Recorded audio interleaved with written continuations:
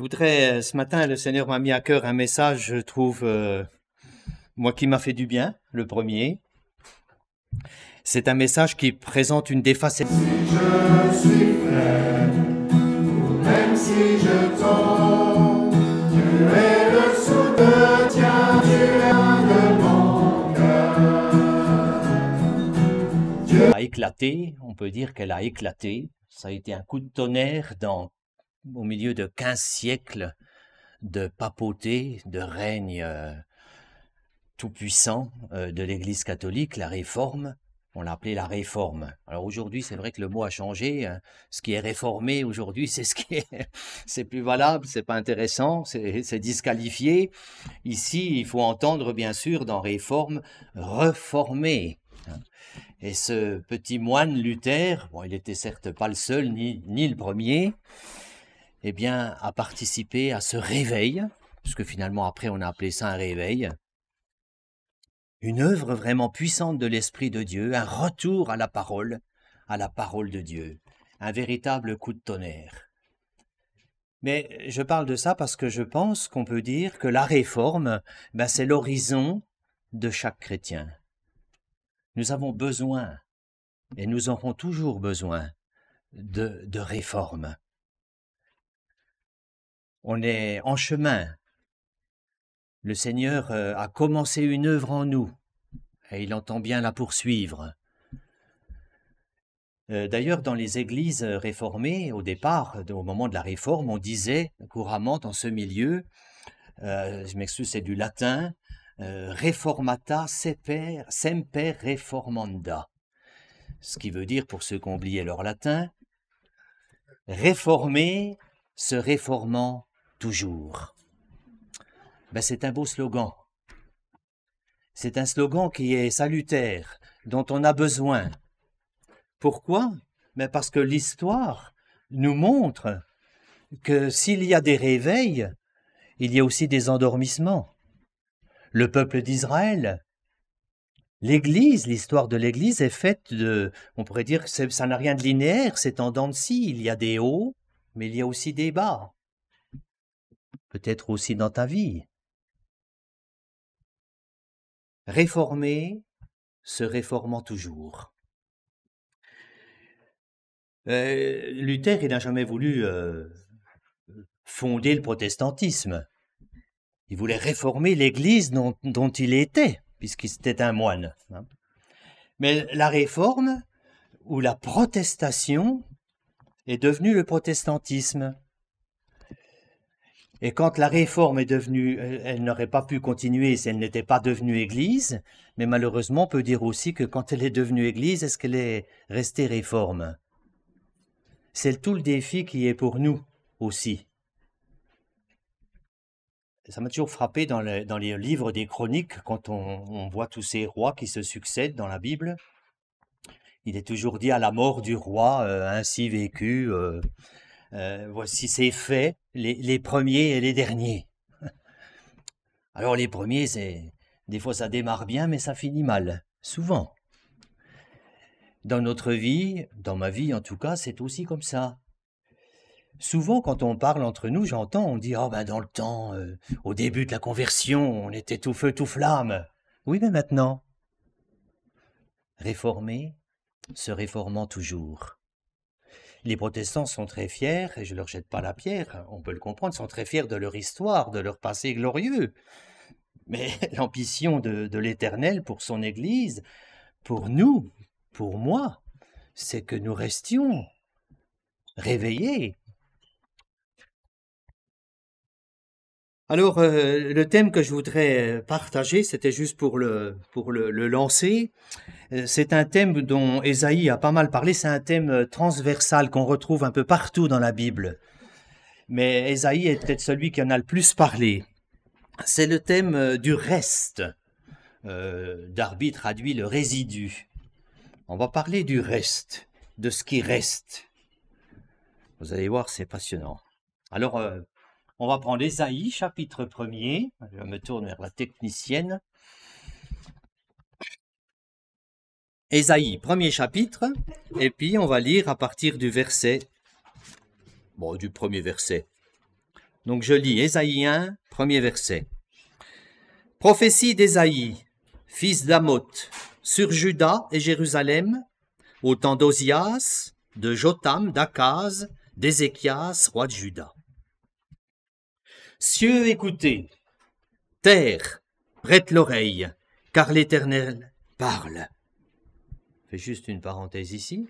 Nous sommes convoqués à tendre l'oreille. Quand Dieu parle, il faut lui prêter attention. Et donc c'est ce que dit le prophète avant d'aller plus loin. J'ai nourri et élevé des enfants, mais ils se sont révoltés contre moi. Le bœuf connaît son possesseur et l'âne la crèche de son maître. Israël ne connaît rien. Mon peuple n'a point d'intelligence. Malheur à la nation pécheresse, au peuple chargé d'iniquité, à la race des méchants, aux enfants corrompus. Ils ont abandonné l'Éternel, ils ont méprisé le Saint d'Israël, ils se sont retirés en arrière. Quel châtiment nouveau vous infligez quand vous multipliez vos récoltes? La tête entière est malade, et tout le cœur est souffrant, de la plante du pied jusqu'à la tête. Rien n'est en bon état. Ce ne sont que blessures, contusions, plaies vives, qui n'ont été ni pansées, ni bandées, ni adoucies par l'huile. Votre pays est dévasté, vos villes sont consumées par le feu, des étrangers dévorent vos campagnes sous vos yeux, ils ravagent et détruisent comme des barbares, et la fille de Sion est restée comme une cabane dans une vigne, comme une hutte dans un champ de concombres, comme une ville épargnée. Si l'Éternel des armées ne nous eût conservé un faible reste, le voilà mon reste, nous serions comme Sodome, nous ressemblerions à Gomorrhe. Quel tableau, hein? Oui, quand on parle de reste, ça veut dire qu'à un moment donné, il y avait un tout, mais il n'y a plus que des restes. Alors, je voudrais juste, on va revenir un petit peu sur ce qu'on vient de lire, mais vous laissez cette image dont on reparlera tout au long, cette cabane dans le champ de concombre. Hein? C'est modeste, hein? C'est un peu misérable. Le Seigneur nous a délivrés pour nous donner une vie nouvelle, la vie d'en haut, une vie spirituelle. Il nous a appelés et nous a établis pour que nous puissions produire du fruit. Il a tout fait et rendu possible cette vie-là. Et bien souvent, ici et là dans nos vies, ça se résume à une masure dans un champ de concombres. Il y a ici ou là des dévastations comme c'est décrit ici. Des domaines dans nos vies, ça peut être des habitudes, notre attitude, nos priorités, un trait de caractère, peut-être dans notre vie de couple, des débris, des désolations, des restes. C'est plus ce que c'était en tout cas. Pourquoi, comment, ça, c'est pas dont je voudrais me préoccuper. Parce qu'il est dit, je relis le verset 9, « Si l'Éternel des armées ne nous eût conservé un faible reste. » Si nous avons un ennemi dont on connaît les desseins, voler, égorger, détruire, notre Dieu ne va pas en rajouter pour nous sauter dessus à pieds joints, pour dire voilà, c'est fini, t'es disqualifié, t'es bon pour la réforme, la nôtre, celle d'aujourd'hui. Non. Ce thème du reste m'encourage, moi, parce que je vois que Dieu sait la situation, il la connaît, il voit ce qui est en miettes dans ma vie, et s'il me le montre, s'il le dénonce, s'il met le doigt dessus, ce n'est pas pour m'écraser, c'est pour me montrer qu'il faut régler ça, qu'il faut aller plus loin. Réformer, se réformant toujours. Oui, c'est vrai, si le Seigneur ne nous eût conservé un faible reste, Dieu veut s'occuper de nous. Il n'est pas question que nous restions dans une vie chrétienne riquiquite, pas à la hauteur, qu'on se contente des miettes, des restes, parce que c'est bien là le problème. Avec le temps, on finit par, j'allais dire, s'habituer, à nos faiblesses, à nos défauts, à nos péchés. C'est notre caractère, on est comme ça, on n'y peut rien. On a pris des bonnes résolutions, on a fait des efforts, on a essayé, mais ouais, ça revient toujours. Chasser le naturel, il revient au galop. Alors je m'excuse, le constat n'est pas très brillant, mais il n'y a pas de solution tant que je passe du badigeon sur les fissures, sur les brèches. Je peux mettre un décor, mais je ne vais pas m'en sortir comme ça. Si l'Éternel ne nous eût conservé un faible reste, c'est son intention. C'est de travailler à partir de ce reste-là. Alors, dans les films, parfois, dans le générique, on voit toute situation où personne qui pourrait avoir des similitudes serait purement fortuite. Eh bien, ça, c'est ce matin, on n'est pas au cinéma. Donc, si vous vous reconnaissez, je dirais tant mieux.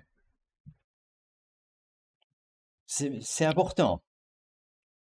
Parce que tu ne pourras pas être aidé si tu ne fais pas face à la situation. Je ne la connais pas, je parle dans l'absolu. On va aller dans le chapitre 11 d'Ésaïe pour lire juste un verset, le verset 16, Ésaïe 11, verset 16. Il y aura une route pour le reste de son peuple qui sera échappé de la Syrie, comme il y en eut une pour Israël le jour où il sortit du pays d'Égypte. Ça, c'est notre Dieu. C'est pas l'accusateur qui nous met au pied du mur pour nous enfoncer encore une fois. Mais c'est celui qui met devant chacun d'entre nous une route. L'Épître aux Hébreux dit « Jésus a ouvert pour chacun d'entre nous une route nouvelle et vivante. » Il y a une sortie, il y a un possible dans ta vie. C'est ça que Dieu veut faire. Il n'est pas question de rester dans une bicoque, dans un champ de cucurbitacées. C'est formidable. C'est vrai que Israël est allé en Assyrie, c'est par punition, c'est par châtiment pour son péché. Et on pourrait dire, qu'est-ce qui reste? Dans quel état sommes-nous? Mais il y a une route, il y a eu une route, à partir de ce petit rien, à vue humaine, un échec, une désolation. Eh bien, reprends courage, mon frère, ma sœur, bien-aimé. Même s'il y a des domaines dans ta vie où tu peux dire, oui, c'est plus qu'un petit reste, eh bien, le Seigneur peut faire quelque chose et veut faire quelque chose.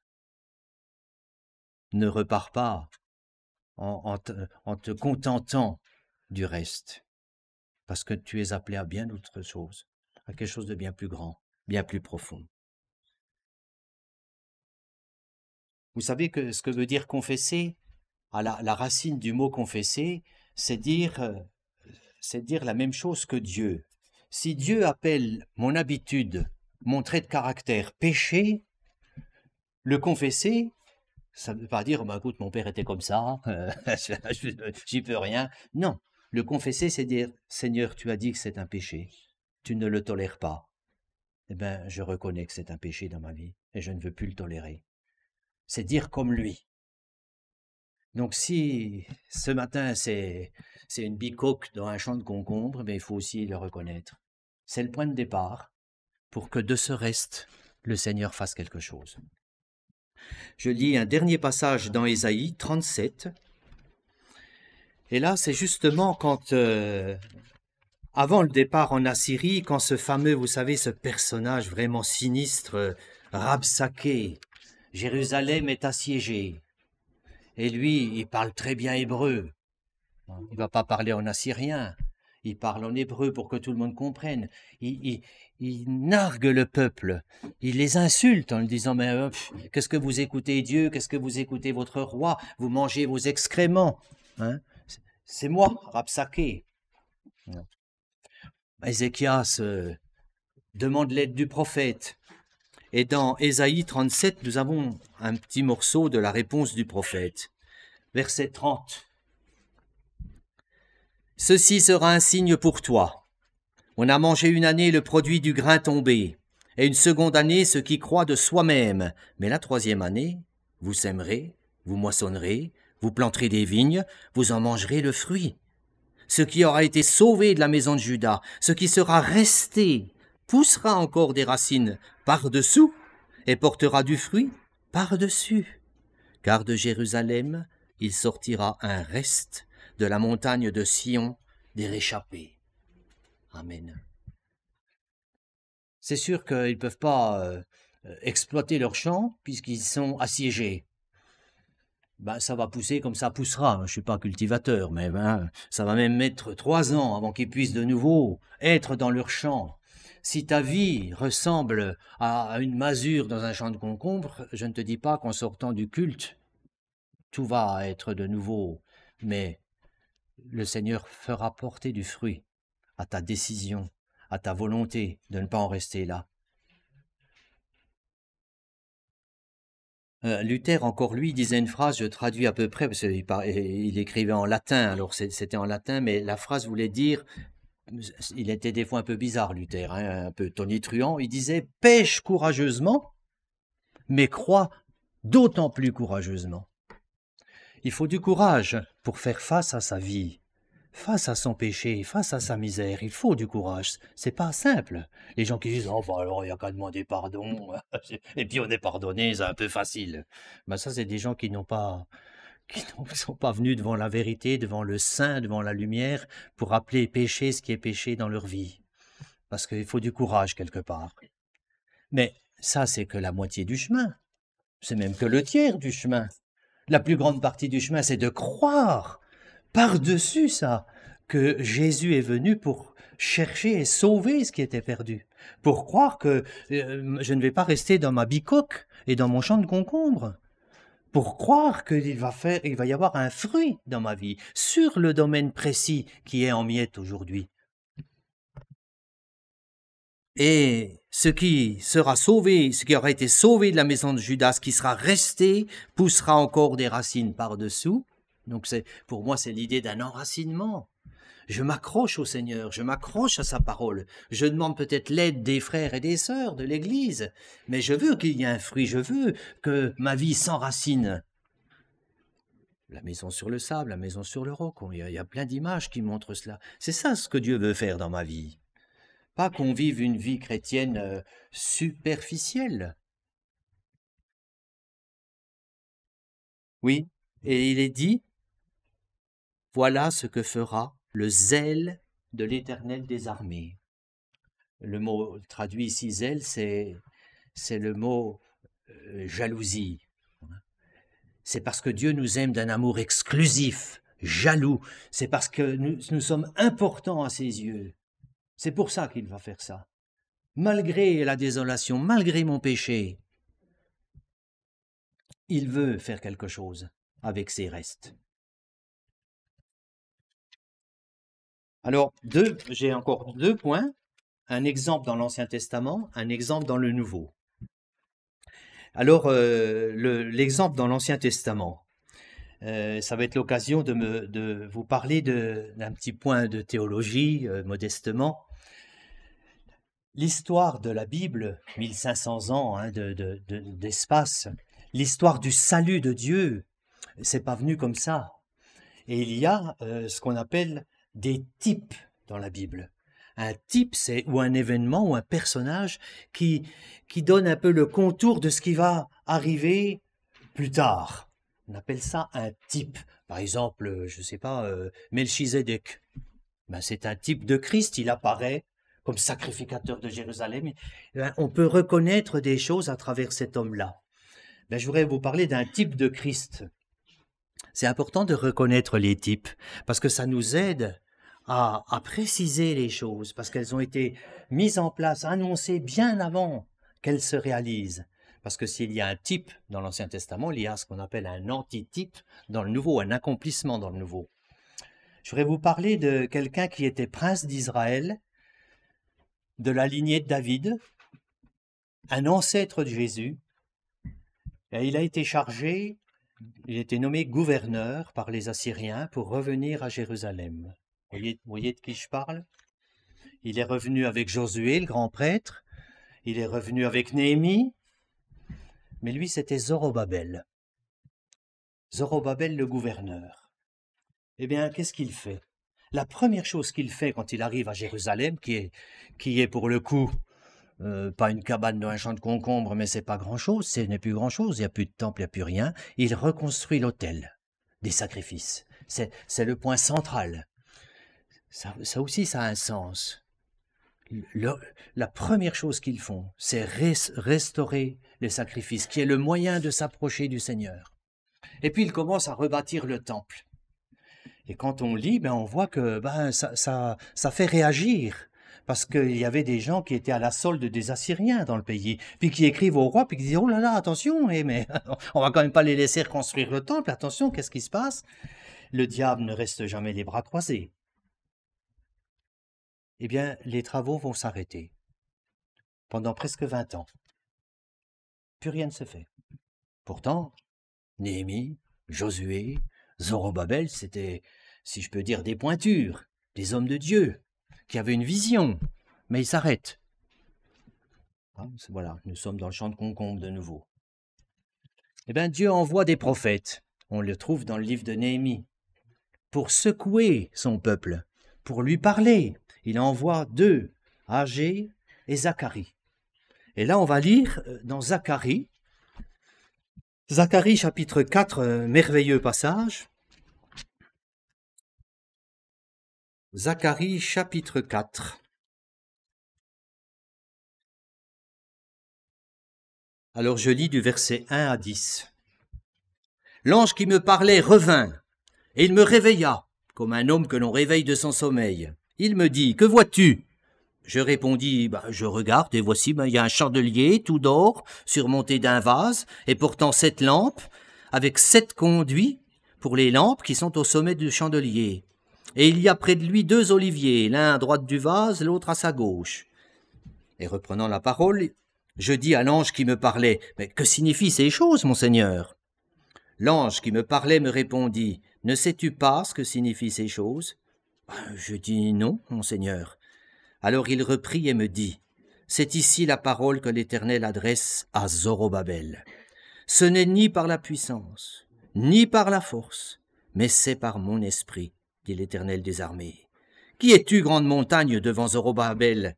Tu seras aplani. Il posera la pierre principale au milieu des acclamations. Grâce, grâce pour elle. » La parole de l'Éternel me fut adressée en ces mots. Les mains de Zorobabel ont fondé cette maison, et ses mains l'achèveront. Et tu sauras que l'Éternel des armées m'a envoyé vers vous, car ceux qui méprisaient le jour des faibles commencements se réjouiront en voyant le niveau dans la main de Zorobabel. Ces 7 sont les yeux de l'Éternel qui parcourent toute la terre. Ainsi la parole de Dieu adressée à Zorobabel par Zacharie. Une deuxième image, après celle de la cahute et le champ de concombre, Zorobabel avec son niveau à la main. Ça, c'est un type de Christ. Christ qui bâtit son Église. Christ qui veut nous emmener à la stature d'homme fait, à sa ressemblance. Il faut un niveau ou un fil à plomb, selon la traduction. Gardez cette image-là, parce qu'on peut se demander, mais que fait donc Jésus aujourd'hui ? Pendant 3 ans, l'apôtre Jean dit, il a fait tellement de choses qu'on pourrait écrire des livres de tout ce qu'il fait, tout ce qu'il a fait, tout ce qu'il a dit. Mais aujourd'hui, que fait-il? Mais il intercède pour nous, il œuvre pour son Église, pour son épouse, il agit à travers son esprit pour que nous puissions porter du fruit, pour que nous puissions grandir dans la vie avec lui. Je voudrais relever juste quelques points de ce texte. Il est dit au verset 2, l'ange dit à Zacharie le prophète, « Que vois-tu » Ça revient plusieurs fois chez les prophètes, ça m'a toujours, j'aime bien l'humour, hein. Ça me fait rire, moi, ça. Vous vous rappelez comment on appelait les prophètes du temps de Samuel? Les voyants. Hein. Et l'ange demande aux voyants, « Que vois-tu » hein? Mais c'est parce qu'il faut que ce soit clair ce qu'ils voient. Il faut qu'ils comprennent le message. Et quand tu lis ta Bible, que vois-tu? C'est important. Heureux l'homme qui la médite jour et nuit. On connaît la musique comme chrétien, mais qu'est-ce qu'on voit vraiment de Dieu, pour nous-mêmes? Est-ce qu'on voit clair vraiment? Et si Dieu demande avec insistance que vois-tu, c'est parce que je dois répondre à ça. Il faut que je donne une réponse. Et ça me permet de voir ce que je vois, de préciser les choses pour moi. J'aime bien cette question, que vois-tu? Qu'est-ce que tu vois ce matin de ce que tu entends? Ça te montre quoi? Le deuxième point, ce n'est ni par puissance ni par force. Celui-là, on le connaît. Hein? On l'aime bien. Mais oui, parce que tu connais les restes dans ta vie, ce qui est bancal, fêlé, ce qui est abîmé, ce qui est en brèche, ces petits restes. Et tu as pris plein de résolutions. Tu as dit, je ferai plus comme ci, je recommencerai pas, et puis je vais faire ci, puis il faudrait ça. Il y a qu'à faucon. Et on essaye de se débattre. Ah, le petit Ruben, il n'est pas vieux. Hein. Oh là là. Ben oui, on essaye de se dépatouiller. On essaye par nos propres forces de trouver un remède, de s'en sortir, mais ce n'est ni par la puissance, ni par la force. Pire encore, si vous êtes comme moi, vous essayez de faire plein de choses qui seraient bien pour essayer de compenser ce qui va mal, en espérant que j'en ai quand même tellement fait là que ça devrait passer ici. Non, mais on est comme ça. Enfin, je sais pas vous, mais moi, si, je marchande. Ce n'est ni par la puissance, ni par la force, mais par mon esprit. Nous ne sommes pas orphelins. On le sait depuis le début, la nouvelle naissance, ça ne vient pas de nous. La vie de Dieu, c'est lui qui la met en nous. J'ai pas à la produire, j'ai à la recevoir. C'est une question de foi. Repentance tout à l'heure, confession, repentance et foi. Crois d'autant plus, disait Luther. Et puis je voudrais souligner ce qui est dit au verset 9 aussi. Les mains de Zorobabel ont fondé cette maison, ses mains l'achèveront. C'est l'image que je voulais vous laisser de Zorobabel avec son niveau. Ce que Dieu commence dans ta vie, il a bien l'intention de l'amener à son terme. Même si c'est difficile, même si tu as échoué, regardez les apôtres que le Seigneur a choisis. Il aurait quand même pu prendre des gens un peu plus costauds. Il savait très bien. Mais il a dit, je vous ai choisi et je vous ai établi pour que vous portiez du fruit. Ah, c'est formidable, il y a une place pour toi. Même si ce matin, tu voudrais baisser la tête parce que tu réalises que tu es dans une cahute et un champ de concombre. Mais le Seigneur veut faire quelque chose. Et ce qu'il a, c'est ce que ses mains ont commencé, il va l'achever et il est marqué, tu sauras que l'Éternel des armées fait ces choses. Tu sauras. Moi, j'aime bien ce verbe. Ça vient de sapere, qui veut dire aussi bien connaître que goûter. Parce que vous savez, quand on sait quelque chose, c'est difficile de vous convaincre du contraire. Parce que vous le savez, parce que vous l'avez goûté, parce que vous l'avez vécu. Et si vous laissez le Seigneur agir avec son niveau dans votre vie, si vous reconnaissez les choses telles qu'elles sont, en bénissant le Seigneur qui veut s'occuper de vos restes, vous saurez qu'il est là et que c'est lui qui fera. Vous le saurez. Sur ce sujet-là, en une petite parenthèse, dans Acte 21, vous savez, quand l'apôtre Paul sait qu'il va à Jérusalem et qu'il va souffrir, il dit « je sais ». Mais il dit aux anciens qu'il veut voir à Milet, les anciens d'Éphèse, il leur dit « vous savez, vous savez, vous savez ». Il leur dit plusieurs fois ça, parce qu'il les a enseignés. C'est important. Heureux l'homme qui trouve son plaisir dans la loi de l'Éternel, parce qu'on sait des choses. On a tous les éléments pour pouvoir aller plus loin. J'avance. Alors, encore cette parole ici que nous pouvons souligner. Ceux qui méprisaient le jour des faibles commencements se réjouiront. Ces faibles commencements. Oui, c'est faible. Oui, c'est fragile. Oui, c'est pas très glorieux, peut-être. Mais c'est un commencement. Ça veut dire qu'il y aura un après. il y aura une suite. Mais l'essentiel, c'est de commencer. Que le Seigneur nous aide et nous pourrons nous réjouir, nous aussi, de ces faibles commencements, de l'œuvre de Dieu, là où c'est difficile, là où ça fait mal. Alors, dernier exemple avant la conclusion. Vous supportez encore? Luc 13. J'ai pas l'heure encore une fois, hein, alors je navigue à vue, enfin sans vue. Luc 13, verset 6. Ah bah oui, si je dis pas le verset, j'aurais non, je t'aide pas. Hein. C'est une parabole que le Seigneur nous donne. Il dit aussi cette parabole. Un homme avait un figuier planté dans sa vigne. Il vint pour y chercher du fruit. Il n'en trouva point. Ah.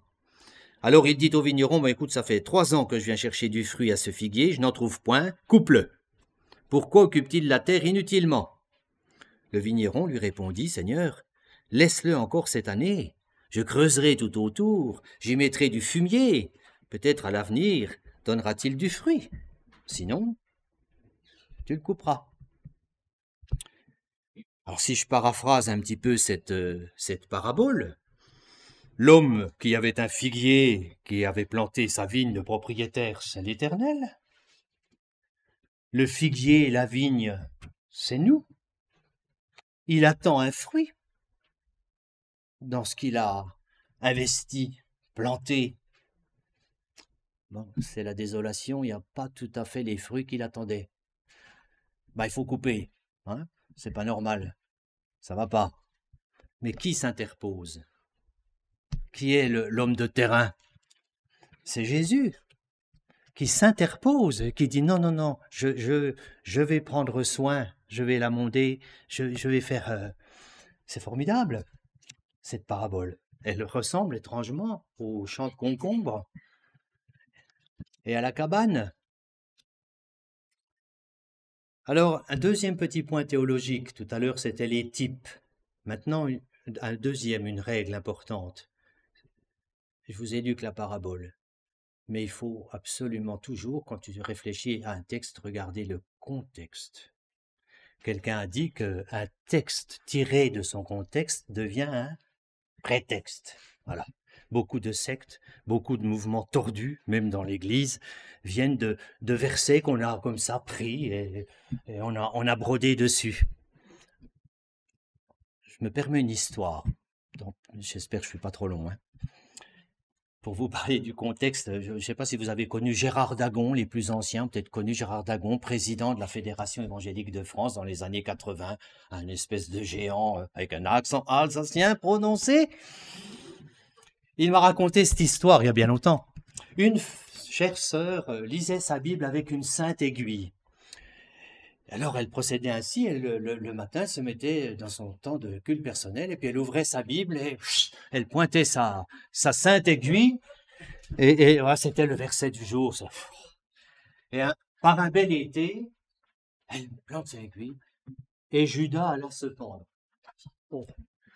Ah non, ça va pas. Non, elle a triché, elle a refait un petit coup. Va et fais de même. Aïe. Alors là, elle s'est dit, le Seigneur, je dois me... Elle est allée dans le fond de son verger, il y avait un vieux poirier, elle s'est pendue. Mais non, c'est une histoire. La branche s'est cassée.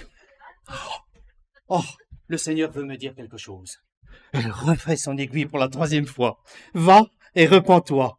Elle était aussi mauvaise en français qu'avec le Seigneur, au lieu de se repentir, elle s'est rependue. Le contexte, oui, c'est triste, c'est une blague, ça, mais j'aime bien la raconter. Ça montre vraiment, vous voyez, à l'extrême, qu'on ne peut pas tirer n'importe quoi de la parole de Dieu. Eh bien, cette parabole que nous venons de lire, elle fait suite, évidemment, à ce qui est avant. Vous savez, c'est le récit où les personnes viennent dire à Jésus, dit, mais la tour de Siloé, là, qui est tombée sur ces gens-là, ou les gens dont Hérode a mêlé leur sang à leur sacrifice, c'est parce qu'ils ont plus péché. Jésus leur dit non, c'est pas pour ça. Ça, c'est la mentalité de l'Ancien Testament. C'est les amis de Job qui pensent comme ça. Ça, c'est la mentalité humaine. Hein? S'il est malade, s'il y a des problèmes, c'est parce qu'il a péché. Il y a un péché quelque part là. Hein? Jésus dit, mais ça n'a rien à voir. Ce n'est ni le lieu, ni la manière, ni le moment. La leçon, c'est ce qu'il dit. Non, je vous le dis, mais si vous ne vous repentez, vous périrez tous également. Le cœur de cette leçon, c'est que nous sommes appelés à nous repentir. Oui, même comme chrétiens. Pas seulement pour recevoir le Seigneur. Vous savez, Jean-Baptiste, vous vous rappelez ce qu'il a dit? Qui vous a appris à fuir la colère à venir? Déjà la hache est au pied de l'arbre. C'est pas parce qu'on laisse un an à l'arbre que ça va être automatiquement un bon arbre, parce qu'un bon arbre produit de bons fruits, un mauvais arbre produit de mauvais fruits. S'il n'y a pas quelque part un changement qui est celui de la repentance, je ne vois pas pourquoi la situation de l'arbre changerait. Alors que le Seigneur nous aide à faire face à notre situation, à appeler les choses par leur nom et de nous repentir. Et de croire par-dessus tout à cette vie nouvelle, à cette vie d'en haut, qu'il veut nous donner, qu'il seul peut nous donner. Vous vous rappelez ce que Paul disait dans l'Épître aux Romains? Ne méprise pas les richesses de sa bonté, de sa patience, de sa longanimité, qui te pousse à la repentance, en ne reconnaissant pas que la bonté de l'Éternel te pousse à la repentance. Oui, Dieu est patient. Dieu use de patience envers tous, ne voulant pas qu'aucun périsse, mais que tous parviennent à la repentance. Oui, le Seigneur attend de notre part ce retour vers lui. Alors je conclus. Je dirais, si tu t'es reconnu, tant mieux. C'est pas comme au cinéma. Le Seigneur connaît les domaines de notre vie. Et on ne peut pas simplement se satisfaire du minimum. Parce que le Seigneur, lui, il a donné le maximum. Et il veut faire bien plus qu'on ne peut l'imaginer dans notre vie. Et si tu dois faire le constat qu'il y a ici et là des miettes, des restes, et que ta vie ressemble à une masure dans un champ de concombres, eh bien tu peux relever la tête et crier à lui pour que les choses changent. Encore une fois, là tu sais très bien où, en fait. Tu sais très bien où. Moi, je sais très bien où aussi. Une dernière histoire. La reine d'Angleterre, Élisabeth, pas celle-ci, la première, en 1500. Elle avait un drôle de coco à son service qui s'appelait Francis Drake. Drake. Hein, oui, Francis Drake. Hein. Alors, on ne sait pas s'il était corsaire, flibustier, pirate, hein, un peu de tout ça. Il a fait le tour de la terre en bateau. C'est le deuxième qu'il a fait après les Portugais, mais il l'a fait au nom de la couronne. En passant, il a coulé une trentaine de bateaux dans le port de Cadix, parce que les Espagnols étaient les grands ennemis de la couronne. Il a annexé la Californie. Enfin, il a rendu tellement de services. Il a coulé, je ne sais plus combien, 23 vaisseaux de l'invincible Armada. Oui, bon. La reine l'a anobli. Et à cette époque-là, quand tu étais anobli, tu avais un blason à ton nom. Et lui, il a pris une devise, je m'excuse, c'est encore du latin, sic parvis magna. Et c'est ce que je vous laisse pour terminer. Sic parvis magna, les grandes choses naissent de petits commencements. Puissions-nous aborder cette journée, cette semaine, avec la foi et la confiance que le Seigneur veut intervenir dans ma vie, en n'acceptant plus, en baissant les bras sur les domaines sur lesquels peut-être jusqu'à aujourd'hui je suis vaincu, dominé sur ce qui est une fêlure pour moi. Et encore une fois, si tu as besoin d'aide, ben tu as des grands frères, des grandes sœurs qui sont de la même pâte que toi. On n'est pas là pour se donner des leçons, mais pour s'entraider, pour s'épauler. Ben, si c'est nécessaire, on peut aussi prendre du temps pour cela. Mais que le Seigneur te bénisse et veuille le bénir à ton tour, parce que même s'il y a des restes et que ce n'est pas tout à fait glorieux, lui va s'en occuper. Les choses ne resteront pas là. Prions. Seigneur, je te remercie parce que tu m'as fait du bien à travers cette préparation. Et même si je suis maladroit des fois pour exprimer ce que je voudrais dire, je veux te demander que ton esprit, puisque ce n'est pas une question de force ou de puissance, mais c'est ton esprit qui peut nous convaincre de justice, de jugement, qui peut nous montrer les choses dans leur vérité. Et Seigneur, tu ne nous montres pas la vérité pour nous écraser. Tu nous as rappelé que tu nous aimes et que tu veux nous emmener plus loin. Nous te remercions, Seigneur, parce que tu veux faire de nous. Un jour, on jugera le monde. Un jour, on sera dans le ciel.